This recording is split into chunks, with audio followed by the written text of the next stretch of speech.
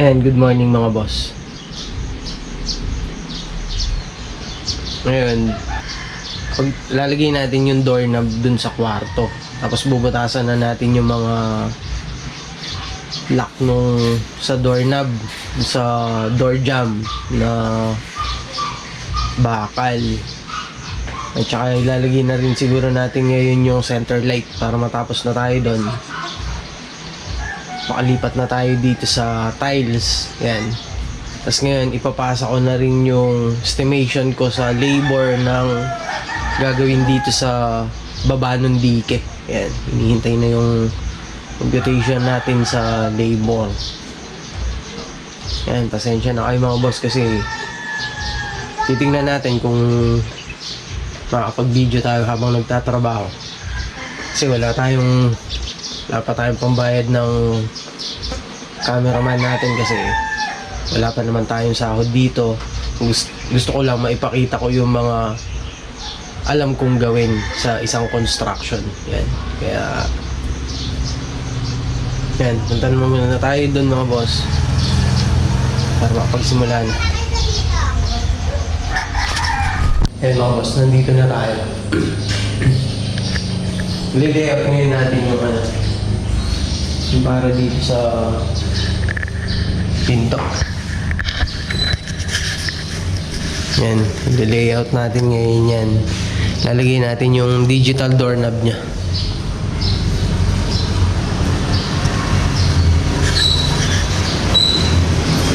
Ayan nga yung ilalagay natin. Ayan.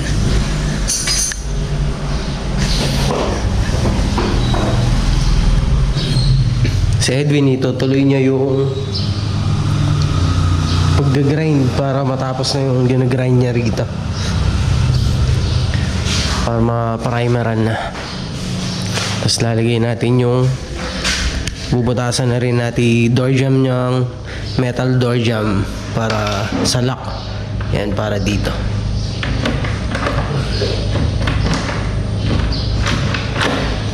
Deadlock. Nilagay natin to kahapon. Kahapon na ilagay yan.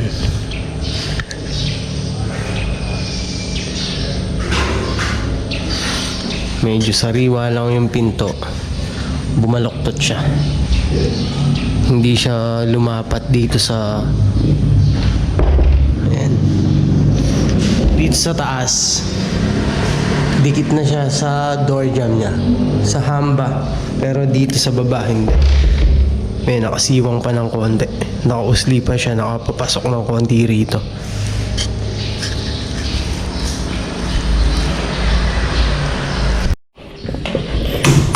Ayan. Sisinsilin natin. Nabutasan ko kanina. Kaya lang, hindi ko siya na-i-video. Para sa lock natin.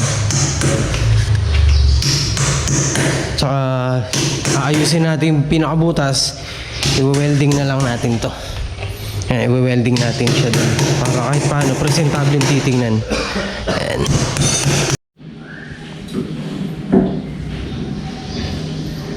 Layout natin yung dito sa doorknob.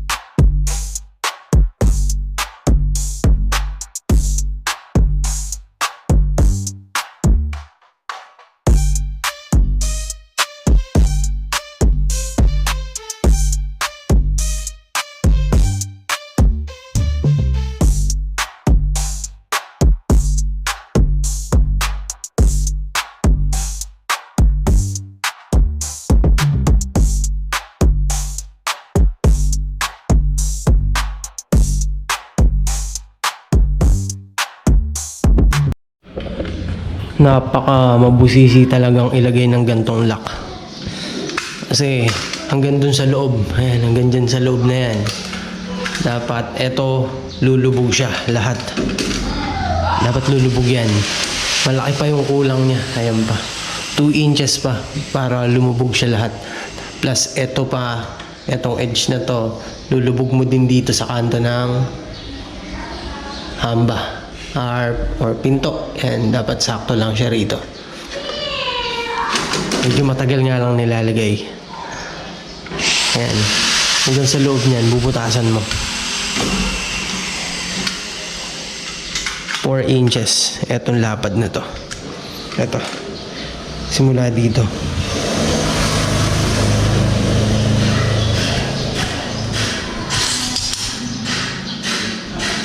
.5 inches. 9 centimeter hanggang dun. Hanggang dito. Hanggang dito. Tsaka dito. Tapos, maglalagay ka pa syempre ng clearance ng konti. Halos aabot siya ng 4 inches. Or 9.5 centimeter. Yan, pwede na yun. Para may clearance siya ng konti. Tapos magbubutas pa tayo dito. Bubutasan pa natin dito yan. Para dun sa magpapasukan nito. Para iikot to. Yung pinaka-lock nito. Yan.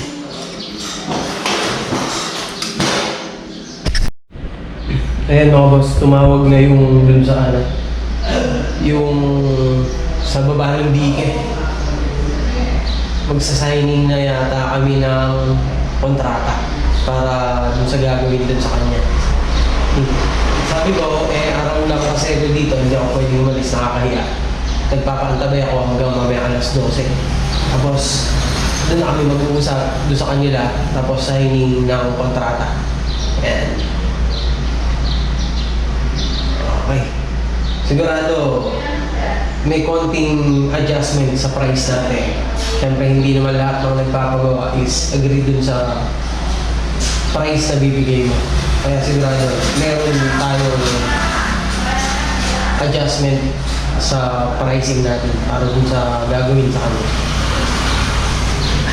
Tapos ito, konti na lang, papasok na siya. Konting-konti na lang yan, tapos bubutasan na natin dito.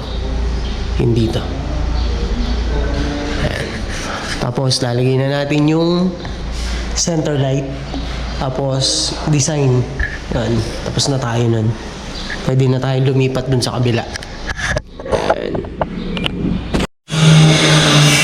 Ayan mga boss, nakalagay na yung pinaka dito natin. Pinaka-lock niya. Hindi ko may video kanina kasi nandito yung biyanan niya. Nakakahiya, baka sabihin nagtatrabaho tayo tapos kung ano-ano lang ginagawa natin. Siyempre kahit paano nakakahiya pa rin. Tapos sa tornilyuhan, sa lock, yung iikot na to, lock ulit, tornilyuhan. Ayan. Tapos basta mamaya pagka hindi nagpunta rito yung biyanan niya, magbibideo pa rin tayo pag install natin dito. Ayan.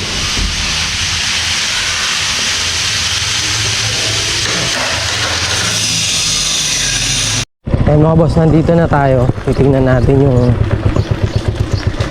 tao.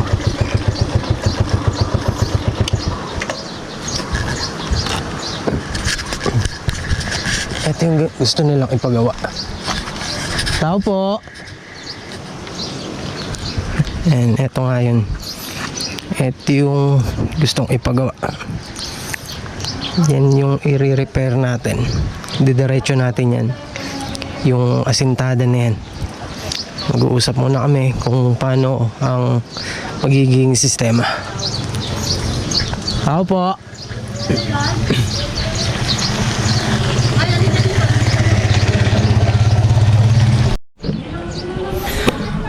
Ayan nga, eto. Titingnan natin kung paano magandang gawin para makabili na sila ng materyales. Pwede yan, doon na lahat natin ibabagsak yung mga materyales sa baba. Magbubukas lang tayo dito para mas mabilis tayong makapagtrabaho or maibaba yung mga gamit. And natin, tsaka yung paglagay ng hagdan, kung saan natin ilalagay yung hagdan. Hanggang dito na lang. Oo. Basta yun nga sana boss, yung poste na yan, tutuloy natin, tas naka upper beam siya, paikot, tas gitna, para Python board na yung pinaka-flooring mo. Kasi kadalasan ngayon, halos Python board lahat ng gamit namin. Ayan mga boss, hindi ko na pinakita yung usapan namin, nadagdagan siya ng ipapagawa. Kasi may plastering na, tapos abang sa electrical sama na rin, gusto din niyang na may kisame. Tingnan natin, babaguhin natin kontratang ginawa natin kanina para bukas pag-start pirma, simula na ulit ng trabaho nun. Kasi okay naman yung price sa kanila, agreement na lang namin sa mga gagawin nating trabaho rito. Ayan, so punta muna tayo doon sa trabaho natin, paglagay natin ng doorknob, digital doorknob. Ayan mga boss, nailagay na natin, kaya lang hindi nga natin naipakita na naman dahil may tao pa rin. Kumbaga pinapanood pa tayo kung paano yung paglagay natin dito, hindi na natin na i-video. Yan yung pinaka code nya, maglalagay ka ng code, tapos yan yung dito na lang ilalagay natin dito. Yan. Marker natin dito.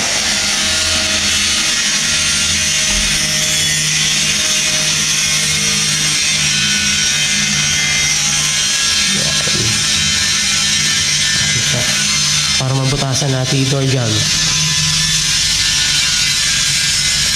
Bubutasan natin dito yan. Ito ilalagay natin.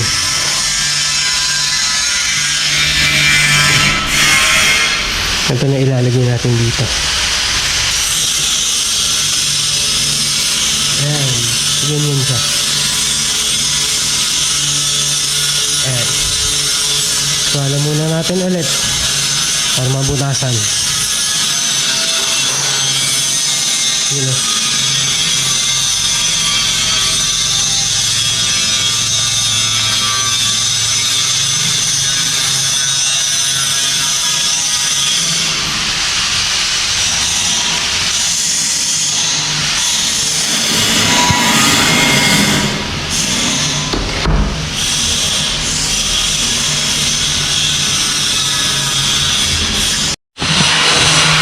Ayun mga boss, bali tapos na yung doorknob natin. Ayun okay.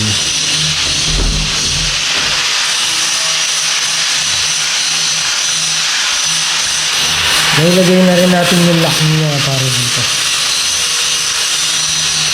Tapos si Edwin na yan, pinapag-grind ko din sa kanya yung lock para din sa dalawang nilagay natin lock sa door jamb. So winelding natin siya rito. Yung pinaka-stainless niya, winelding natin sa door jamb. Ayan. Isa. Yun. Lagayan battery.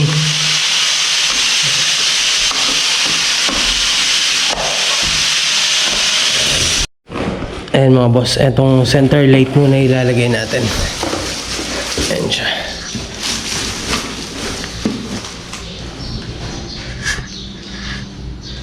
Yung center light na ilalagay natin para dito natin ilalagay yun. Tingnan muna natin. Ayun mga boss, alis muna natin yung pinakabukil niya, yung receptacle niya, para mailagay natin yung pinaka bracket ng center light natin. Ialis muna natin.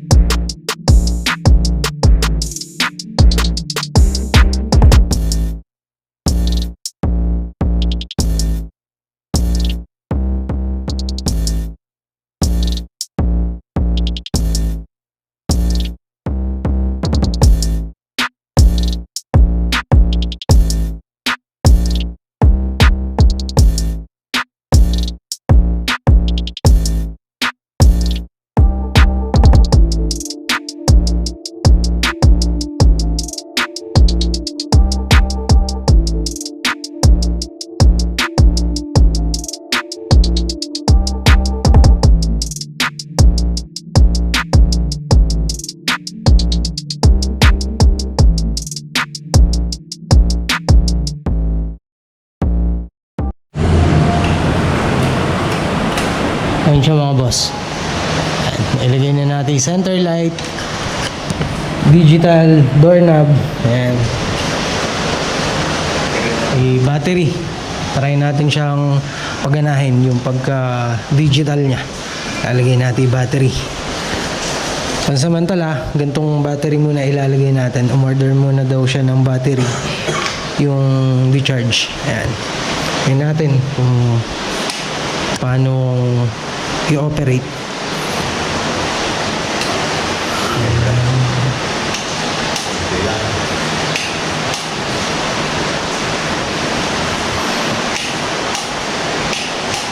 Ayan.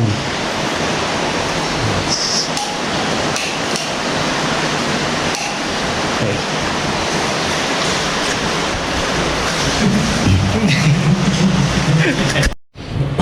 Ayan, ilagay na natin yung battery. Ayan muna natin i-on. Yun. Code na lang. Full charge. Welcome.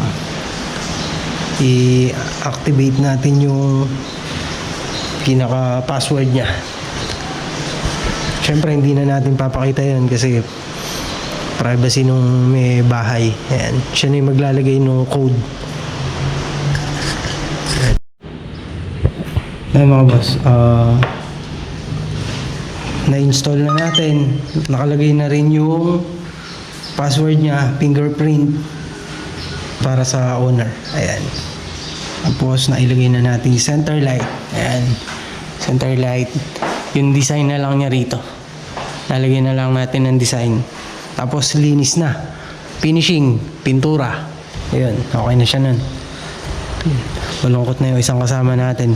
Hindi makauwi kasi umuulan na naman. Ayan. Tapos na rin yung ginrind, yung dito, pipinturahan na lang. Tapos pag uwi natin mamaya, asikasuhin ko yung kontrata kasi may additional na plastering. Ayan. May kasit yan. Ayos. Ayos na. Lock.